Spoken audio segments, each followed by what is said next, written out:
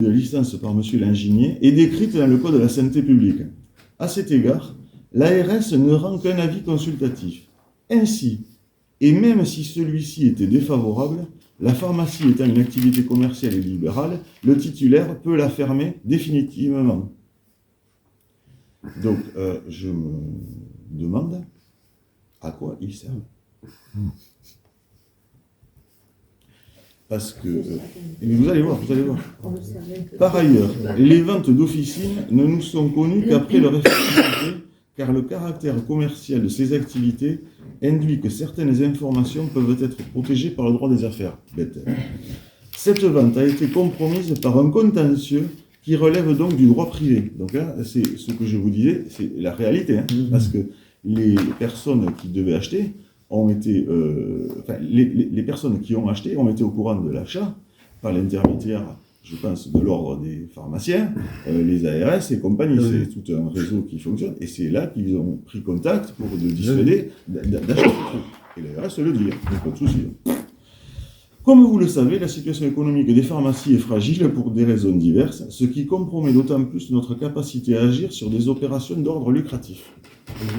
Si c'est pas, filandreux, ce genre de choses, pour pas dire autre chose, j'attire votre attention sur le fait que mes services ont autorisé le transfert de cette pharmacie le 15 mai 2023, le transfert sur le permis de construire qu'on avait délivré. Je ne suis pas coutumier des conférences de presse et de dénoncer, je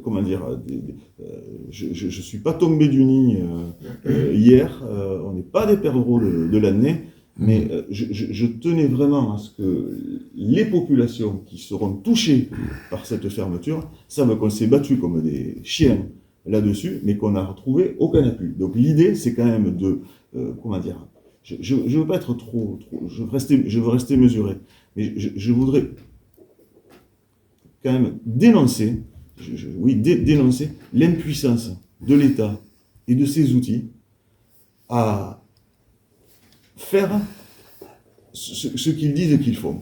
C'est extraordinaire. Toutes les semaines, on est invité par les ARS, la Sécu, pour essayer de voir comment on peut s'organiser avec des pôles santé. Le pompon, ça a été quand même le 29 décembre, puisque moi, avant de délivrer les documents que l'auxiliaire pharmaceutique me réclamait pour permettre la vente, j'attendais la réponse de l'État, qui me dise ce que je devais faire, comment je pouvais m'y prendre. Sans réponse, moi j'attendais la réponse, je délivrais rien. On est bien d'accord. Et bien là, le 29 décembre, j'ai reçu un huissier qui nous a mis en demeure de délivrer ces documents. Pour que nous soyons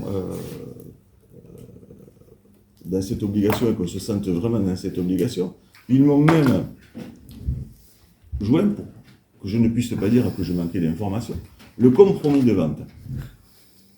Le compromis de vente. Donc dans lequel j'ai pu constater qu'effectivement, ce n'était pas une vue de l'esprit, c'était bien les 3 pharmaciens en question qui avaient déposé le recours, qui rachetaient la pharmacie pour la fermer, pour un montant de 500 000 €.